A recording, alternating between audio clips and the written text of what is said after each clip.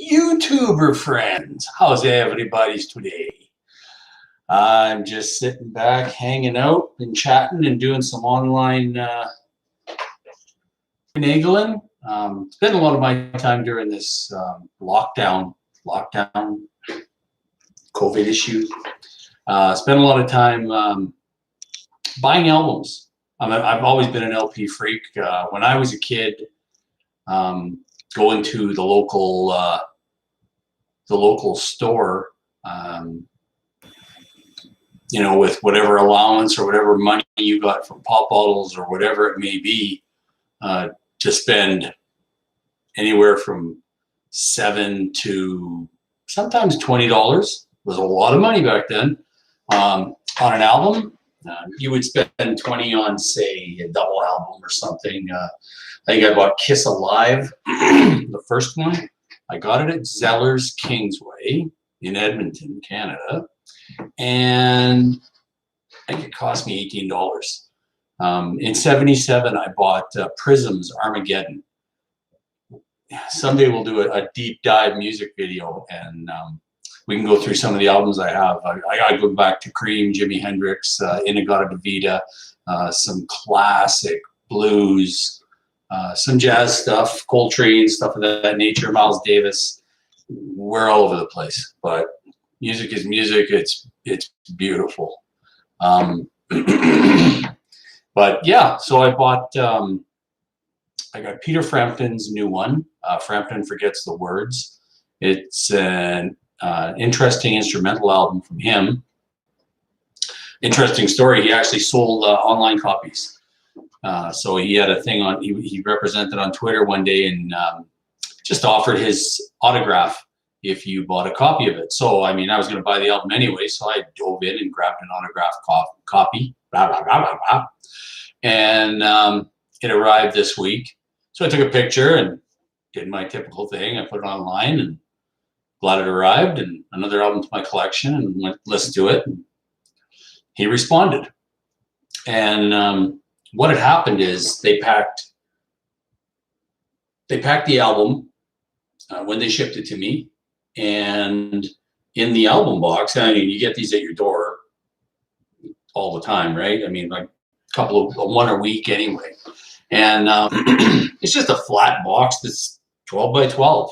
And in it was 2 sleeves. So it's a fold-out sleeve on the new Frampton album. So one of them was completely shrink-wrapped, as a new album would be, with the label on it. The other one was just an unshrink-wrapped, empty, open folding sleeve. And that one was autographed. So I just thought that maybe they had the albums packed ready to go for shipping, and he just signed some empty sleeves, and away they went. So yeah, he responded to my picture just thanking me for buying 2 albums. And I said, no, I didn't buy 2. I got 1 album, and I got the signed copy too. So it's all cool. It's just a little different way of handling it rather than signing 1 copy that you get, right? It's a little more of a, I guess, a fee for who they'll put that on. I don't know. I mean, it's an extra fee for the record company. So let's just guarantee that the artist is going to pay for that one, because the artist is always the taker, never the giver. And we know that.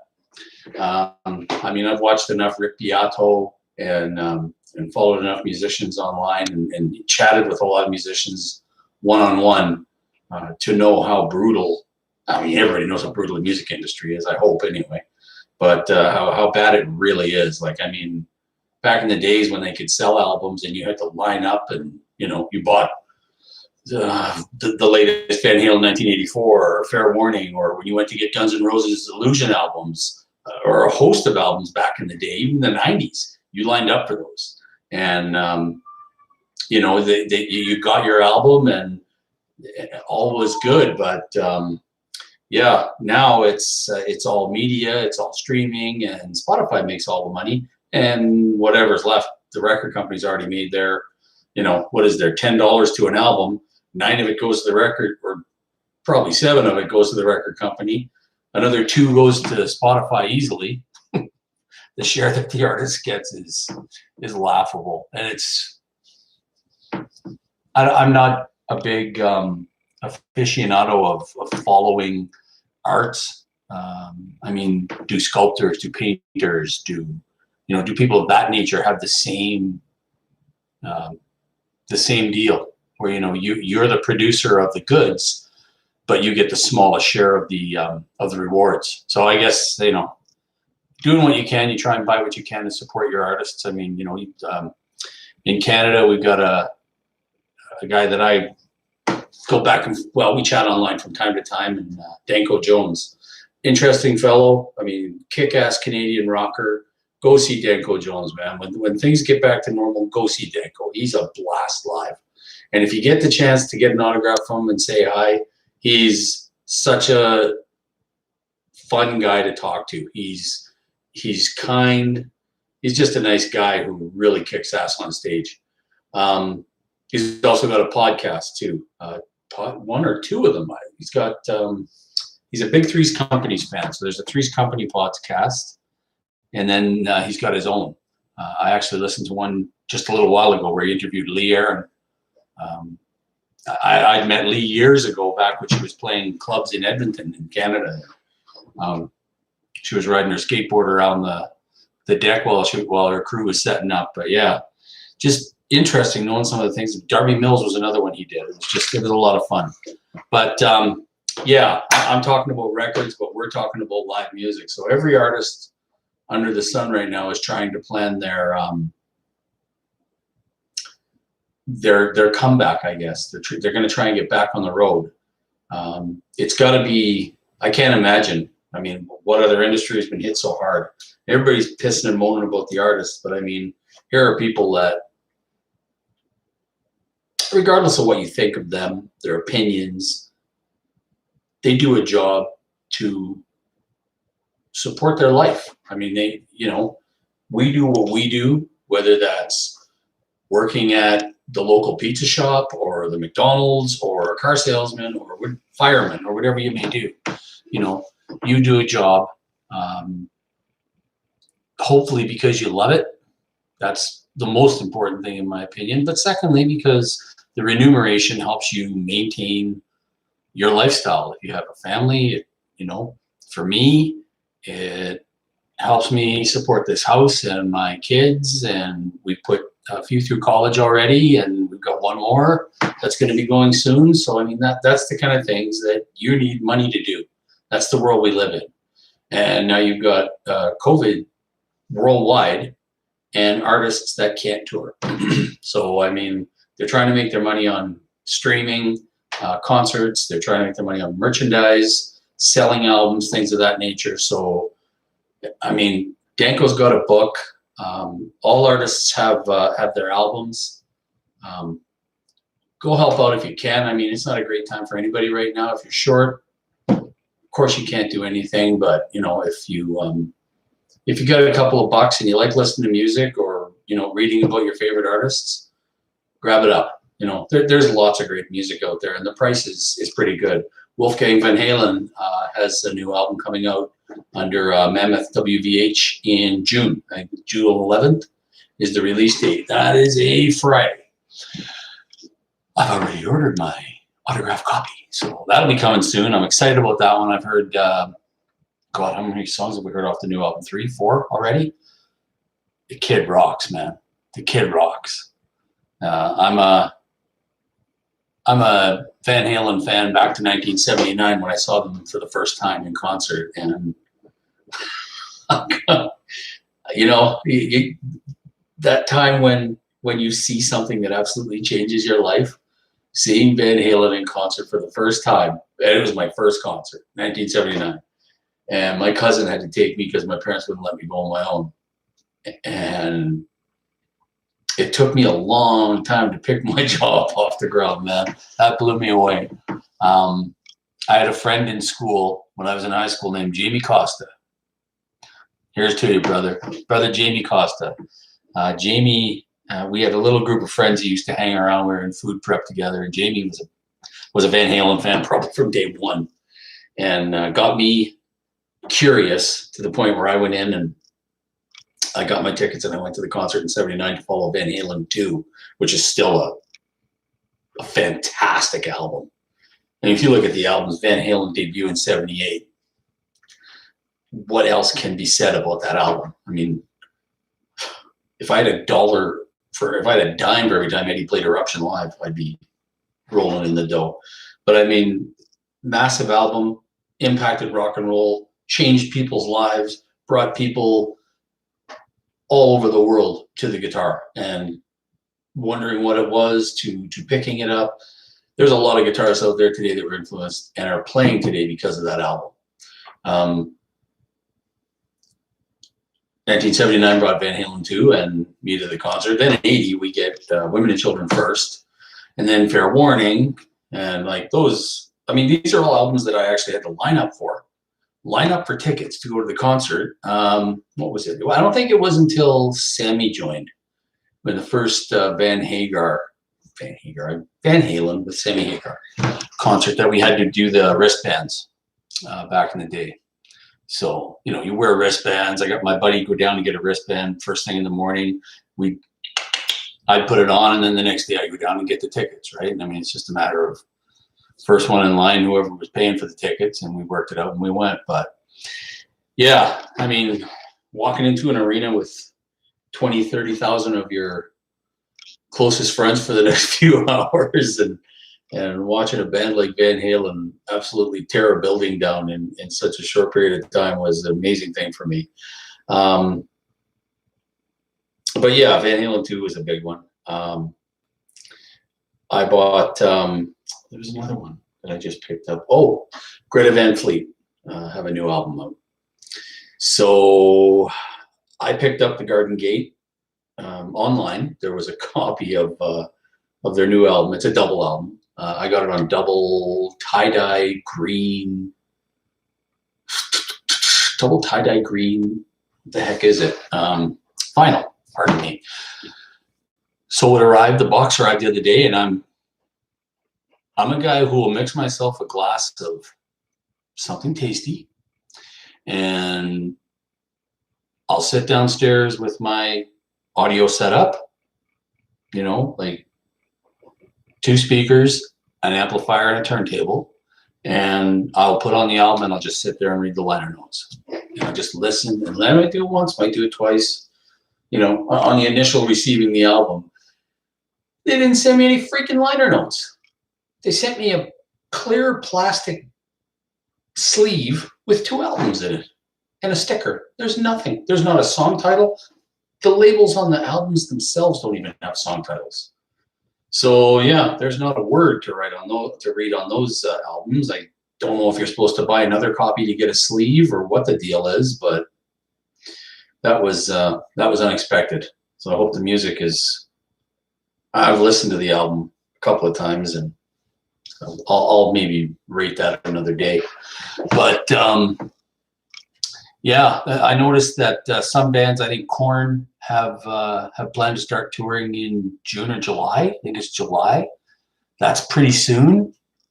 I'm hoping that COVID, vaccinations, things of that nature are cool, and we're able to do those sorts of things. But man, that seems pretty close to me. But yeah, I'll tell you, as soon as this stuff is all over, I think I'm going to take 6 months off.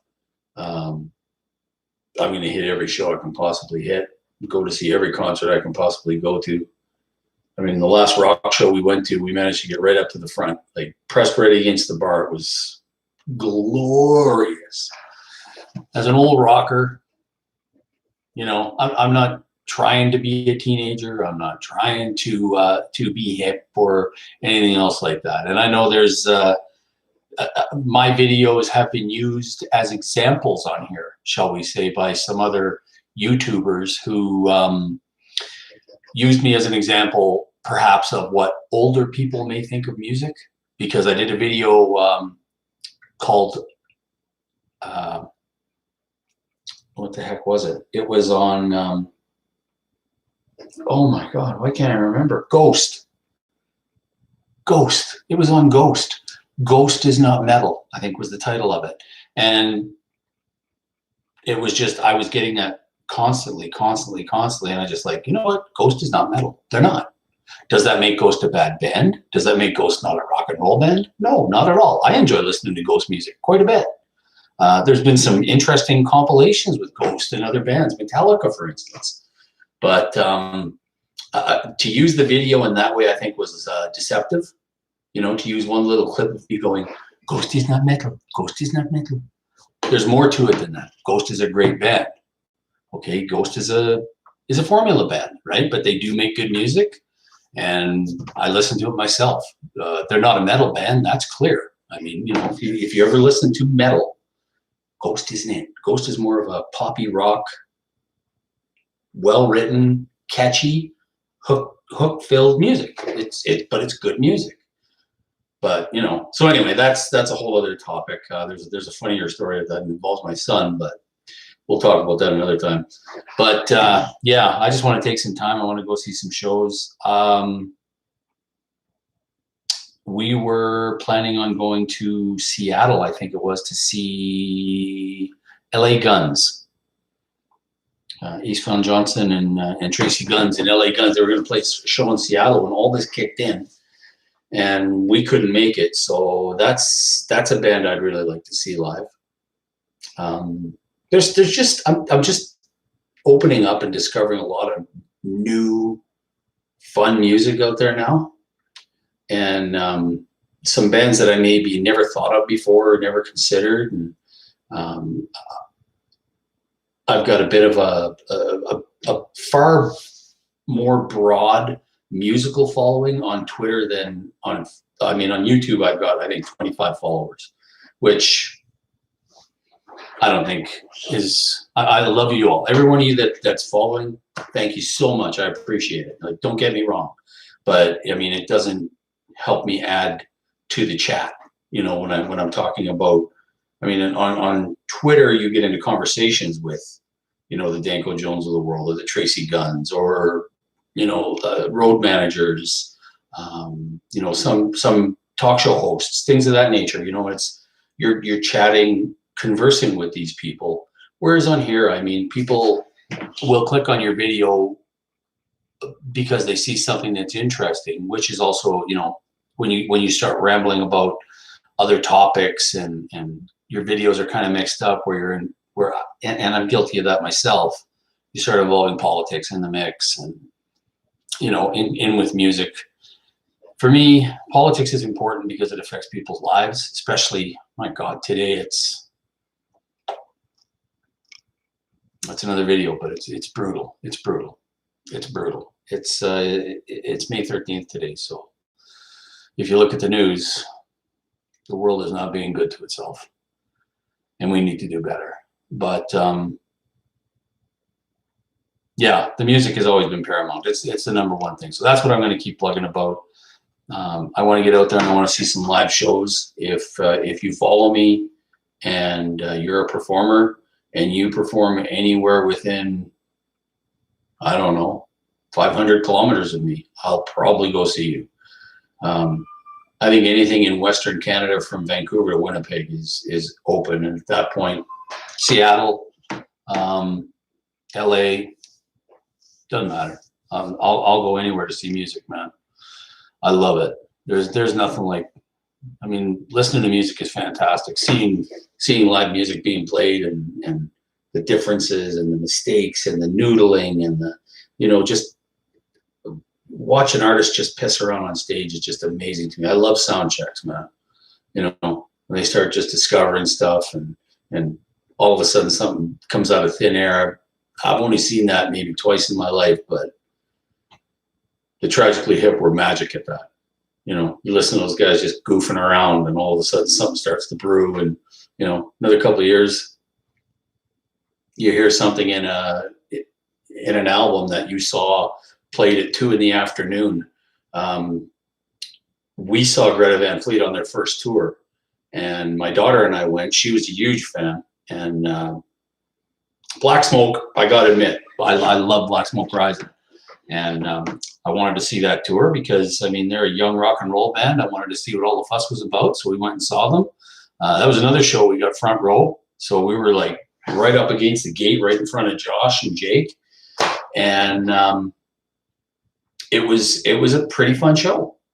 You know, I gotta say, it was a really fun show. There was 5,000 people in there. It was packed.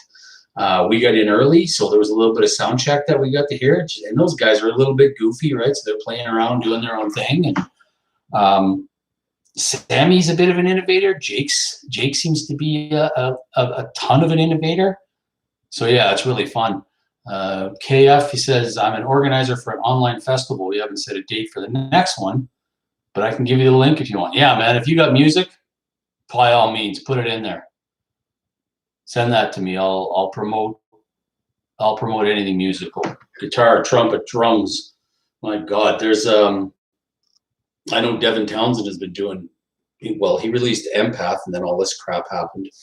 And that's another album. I got that one for Christmas. But Ryan Von Padrugen, I hope I'm saying that right, was Devin Townsend's drummer, along with Beeve, who was Devin's bass player in the Devin Townsend project. They're both with a project out of Vancouver called Monolith now. A little more of a metal band. So if you want to hear metal, check out Monolith. They've got one album out and another one, it sounds like, soon. I think as soon as all this is ready to go, they're going to be on the road. And they've got tour dates planned for overseas to start. Actually, Ryan sent me a comment the other day. I think they've got a new single coming out this week. So yeah, check out Monolith. They're a really creative, very, very energetic metal band out of Western Canada. Like Ryan's from BC. I think they likely all are. Other than that, you know, it's still COVID time. I got my first shot, and I got the Moderna. I didn't have any choice. I applied for the AstraZeneca, and I got a note that the nearest pharmacy to me had Moderna the next day. So I went in and got my first shot, and I'll get my second when it comes. But if we all get this done, we're all getting back to concerts, man. That's all there is to it. I know there was a thing also today talking about Danko with James Hetfield made a comment about James of Metallica, of course, made a comment about vaccine passports and how they may not be cool or he may not agree with them. Not really sure of the logic on it. I've got nothing bad to say about James Hetfield. I mean, I'm a Metallica fan all day long, but I think vaccine passports are a fantastic way to move forward. I think as long as you've got that security, you can go anywhere as long as you're vaccinated. And I mean, the whole danger is there of causing harm to other people. That's all that matters, right? Get it done. Yeah, I didn't feel a thing.